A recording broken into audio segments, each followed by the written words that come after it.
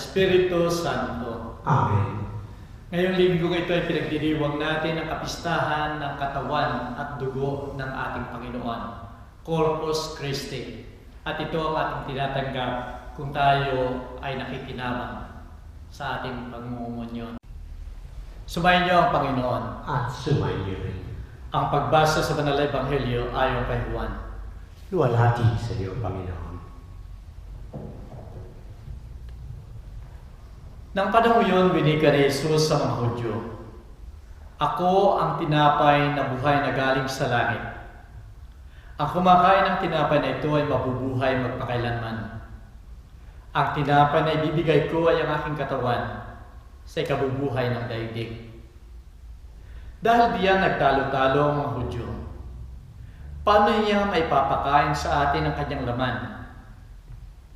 Ani Jesus sa kanila, "Tunay na tunay kong sinasabi sa inyo, na kung hindi kayo kakain ng laman ng anak ng tao at hindi inom ng kanyang dugo, hindi kayo magkakaroon ng buhay sa inyong sarili. Ang kumakain ng aking laman at umiinom ng aking dugo ay may buhay na walang hanggan, at bubuhayin kong muli sa huling araw, sapagkat ang aking laman ay tunay na pagkain at ang aking dugo ay tunay na pagkainumin. Ang kumakain ng aking laman at umiinom ng aking dugo ay nananatili sa akin at ako sa kanya. Kung paano sinugo ako ng amang buhay at ako'y nabubuhay dahil sa Ama, gayon din naman ang kumakain sa akin ay mabubuhay dahil sa akin. Ito ang tinapay na bumabang galing sa langit. Hindi katulad ng kinain ng inyong mga magulang at namatay sila. Ang kumakain ng tinapay na ito ay mabubuhay pagpakailanman." Ang salita ng Diyos. Purihin ka, O Kristo. Minamahal ko mga kapatid sa pananampalataya, ilang taon na nakararaan na magsimula ang COVID-19. Dahil sa takot, sapagkat ang daming namamatay, ang daming naahawahan ng COVID-19, ay halos lahat ay nagdarasal na sana ay makatagpo ng gamot o vaccine panlaban sa virus na ito. Actually, hindi lang panalangin kundi ang gusto nila yung mabilisan na makatagpo, makadiscover ng vaccine para dito sa COVID-19. Pero nakakatawa, minamahal ko mga kapatid, sapagkat na magkaroon ng vaccine, maraming mga tao ang ayaw mag-vaccine. At masasabi natin, ito yung mga tao rin kasama ng lahat na nagdarasal upang magkaroon o makatagpo ng mga vaccine na ito. At dito nga ay naririto yung vaccine upang sa ganon makontrol natin yung COVID-19. Minamahal ko mga kapatid, ano ba yung vaccine na yan? Sa aking kaunting kaalaman sa medisina, ang vaccine ay pagkuha ng molecule o molecules ng bacteria at ito ay i-inject, ituturok sa tao upang yung tao ay magkaroon ng virus. At yung virus na yan ay mananatili sa katawan, sa sistema ng tao, hanggang yung immune system ng taong yan ay mag-react at magawa niyang labanan yung virus na yan. Kaya yung molecules na yan or antigen ay mananatili sa katawan ng tao hanggang malabanan niya yung sakit na yan. Mananatili ito at every time na magkakaroon ng virus na yan, ay alam niya kung paano labanan ang virus na yan. Mananatili sa sistema ng tao, mananatili sa buong pagkatao. Minamahal ko mga kapatid, kung titingnan natin ngayon ang Banal na Ebanghelyo, ay makikita natin may hahalin tulad natin yung vaccine na yan sa sinasabi ng ating Panginoon sa Banal na Ebanghelyo. Ang kumakain ng aking laman at umiinom ng aking dugo, ako ay mananatili sa kanya at siya ay mananatili sa akin. Nang ibig sabihin ng ating Panginoon, kung tatanggapin natin ang kanyang katawan at dugo, mananatili siya sa ating sistema, mananatili siya sa ating pagkatao. Subalit kung yung vaccine ay tinatanggap ng tao upang patayin yung sakit, iba dito sa pagtanggap natin ng katawan at dugo ng ating Panginoon. Sapagkat sa pagtanggap natin ng kanyang katawan at dugo, ay dito natutupad yung pangako niya sa atin na kung tatanggapin natin siya, ang katawan at dugo niya, siya ay mananatili sa atin at siya ang magbibigay sa atin ng buhay. Buhay na walang hanggan. Sapagkat ang ating Panginoon mismo ang nagsabi, ang aking katawan ay tunay na pagkain at ang aking dugo ay tunay na inumin. Kaya't kung ito ay tatanggapin natin, siya ay mapapasa atin. Minamahal ko mga kapatid, itong kwentong ito ay nasabi ko na minsan at huwag naman magagalit sa akin yung mga Ilocano. Mayroong isang milyonaryo na naging turista sa Pilipinas. Habang siya ay namamasyal sa Pilipinas, ay nagkasakit siya at dapat siyang operahan agad. Dahil siya ay foreigner, nahirapan silang maghanap ng dugo na pareho ng type ng dugo ng milyonaryong ito. Kaya't hanap sila ng hanap hanggang makatagpo sila ng isang tao na nakatira doon sa norte ng Pilipinas. Nang tinawag nila yung taong yon, alam nila na ito ay isang Ilocano. At nagkasundo sila na siya ay magbibigay ng dugo doon sa milyonaryong yan. Kaya't bilang paghahanda ng operasyon, sinalina ng dugo yung milyonaryo na galing doon sa Ilocano. At pagkatapos ay agad-agad inoperahan yung milyonaryo. Naging matagumpay yung operasyon. At dahil sa tuwa ng milyonaryo, ang ginawa niya bilang utang na loob sa kanya, binigyan siya ng isang bagong sasakyan, BMW. Binigyan siya ng diamond. Binigyan din siya ng pera. Kaya tuwang-tuwa yung Ilocano sapagkat bigla ang kanyang pagyaman sa pamagitan ng pagdodonate ng kanyang dugo. Habang nagpapagaling yung milyonaryo sa ospital, ay nakakitaan siya ng iba pang mga sakit at kailangan uli siyang operahan. Kaya tinawag uli nila yung Ilocano doon sa north. At pumayag naman yung Ilocano na magbigay muli ng kanyang dugo. Pagkatapos masalina ng dugo, nagkaroon uli ng operasyon yung milyonaryo. At naging matagumpay na naman ang kanyang operasyon. Dahil sa kanyang tuwa, binigyan niya ng isang box ng chocolate yung Ilocano at ilang damit ang kanyang ibinigay. Subalit yung Ilocano ay biglang pumunta sa kanya. Sabi niya doon sa milyonaryo, I am very disappointed sapagkat nung una ay binigyan mo akong BMW, diamond, salapi. Ngayon binigyan kita ng dagdag na dugo ko. Ang ibinigay mo lang sa akin ay chocolate at ilang damit. Subalit anong sabi ng milyonaryo? Ay adding na road. Hindi mo ba alam na ang nananalaytay na sa aking dugo ay dugo ng Ilocano? Minamahal kong mga kapatid, kung titignan natin, ganito ang nangyayari sa pagtanggap natin ng katawan at dugo ng ating Panginoon.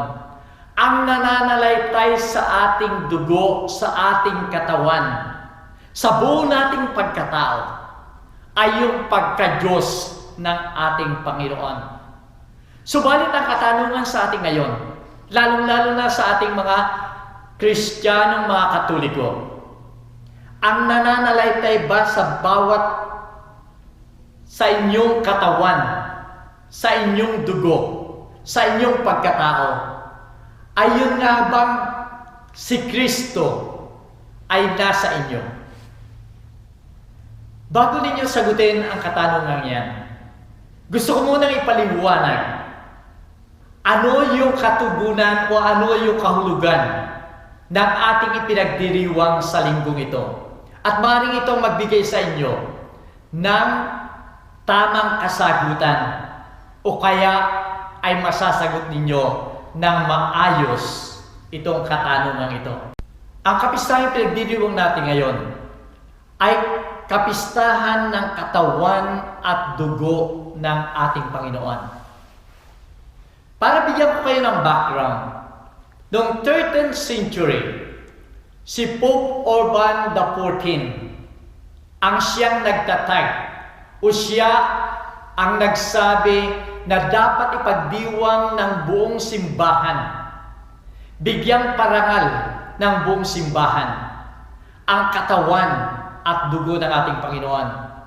Ito'y upang pahalagahan ang pagtanggap natin ng komunyon, na dito ang tinatanggap natin ay ang katawan at dugo ng ating Panginoon.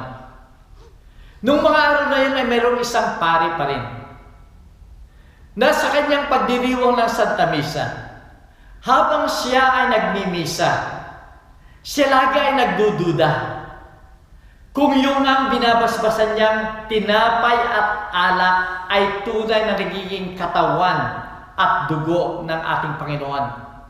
Patuloy pa rin siya araw-araw na nagmimisa, pero naroon ang kanyang pag-aalinlangan, naroon ang kanyang pagdududa kung nagiging katawan nga at dugo ng ating Panginoon yung tinapay at alak. Hanggang isang araw na siya nagmimisa, sa consecration, nang itinataas niya yung tinapay sa consecration ng kanyang pagmimisa, ay biglang may pumatak na dugo mula doon sa tinapay hanggang doon sa altar.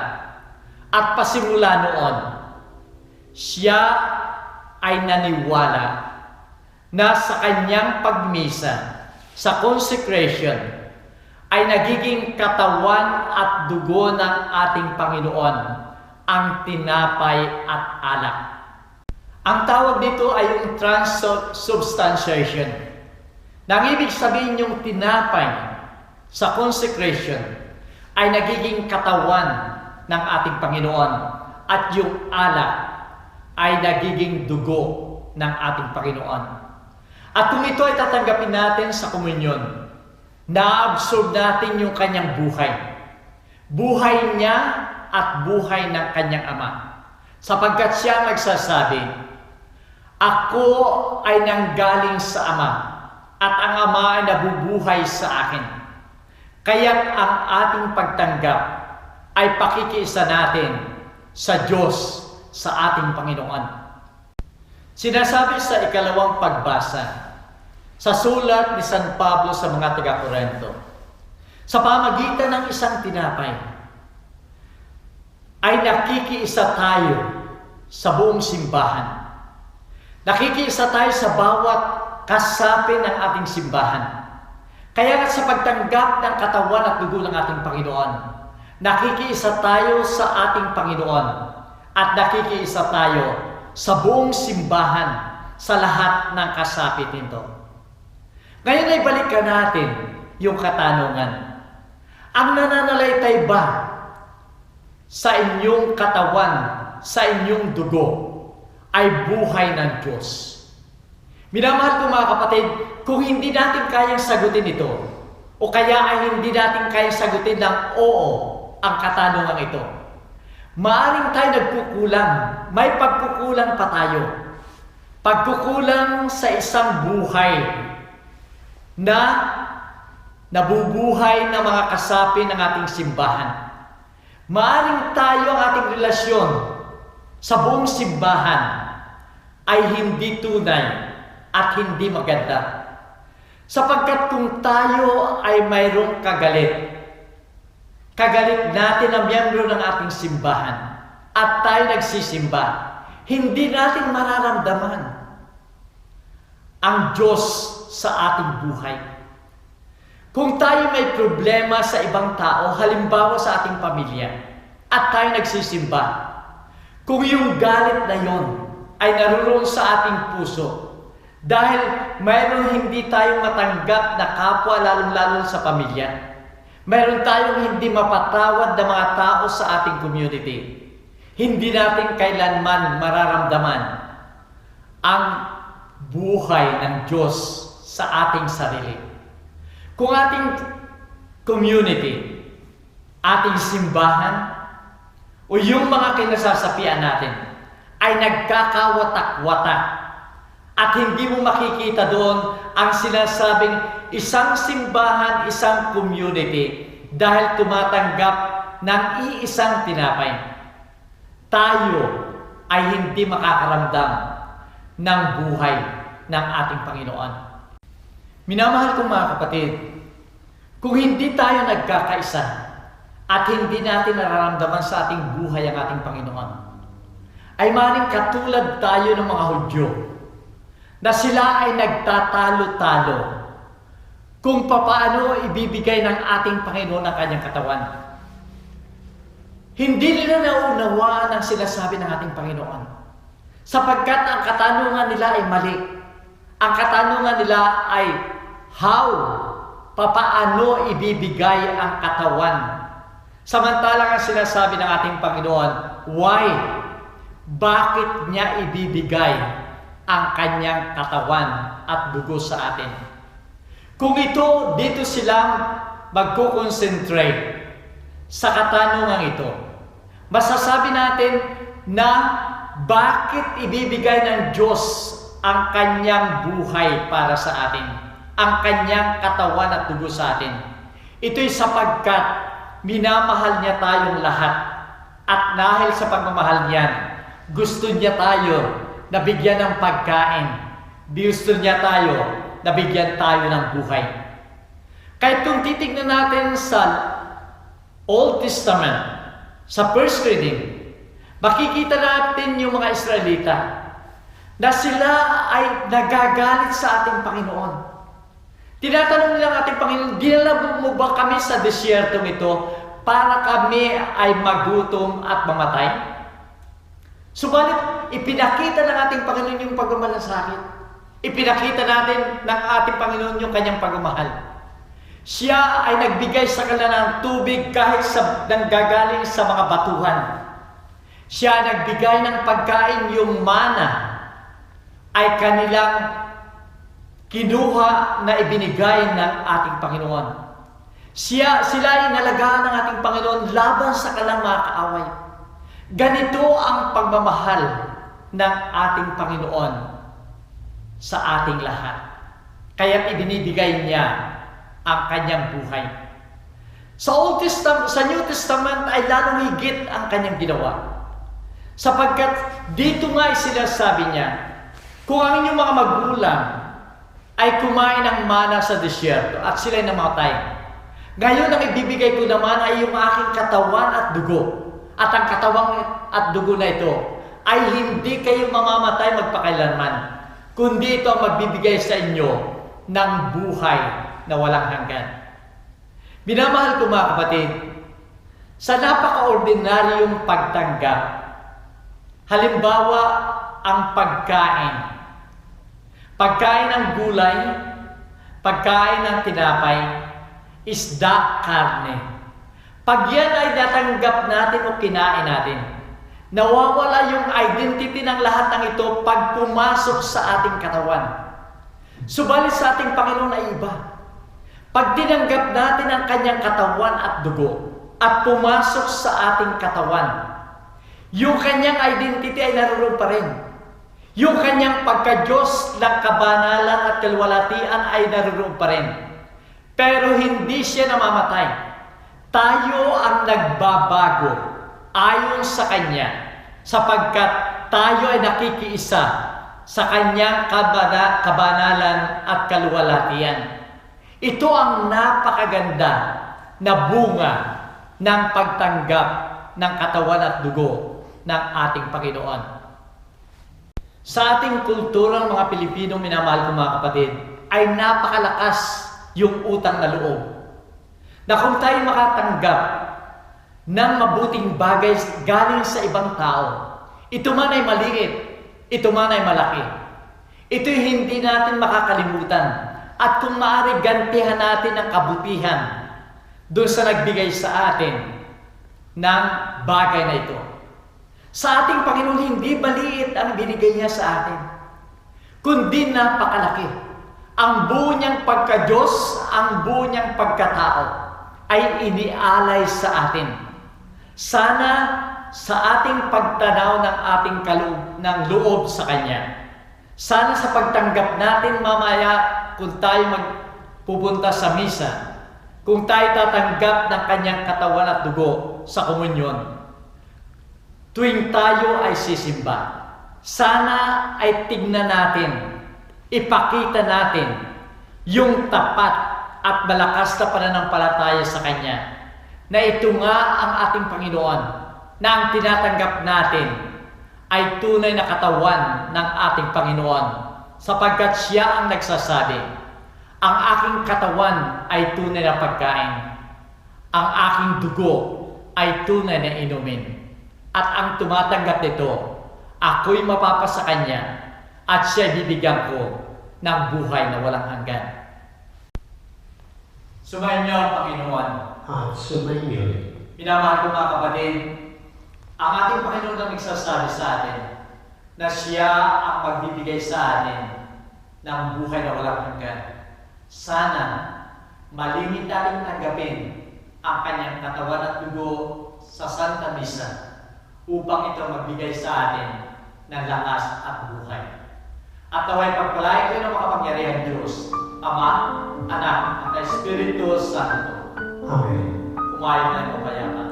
Salamat sa Diyos.